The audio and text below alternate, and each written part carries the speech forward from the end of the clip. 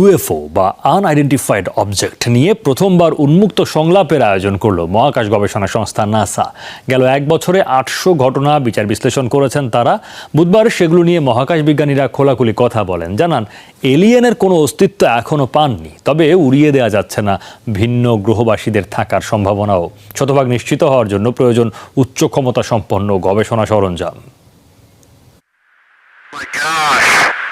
Unidentified flying object বা UFO নিয়ে আগ্রহ, বিতর্ক আর জল্পনা কল্পনা বহুদিনের। আদৌ কি আছে ভিন গ্রহের প্রাণী বা এলিয়েনদেরই যান? এই প্রশ্নের উত্তর খুঁজছেন মহাকাশ বিজ্ঞানীরাও।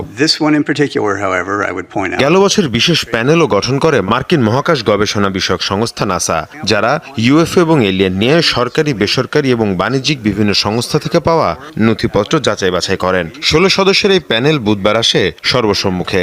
নাসার গবেষকরা জানান, তারা ইউএফও এর সাথে ভিন গ্রহের প্রাণীর যোগাযোগ খুঁজে পাননি।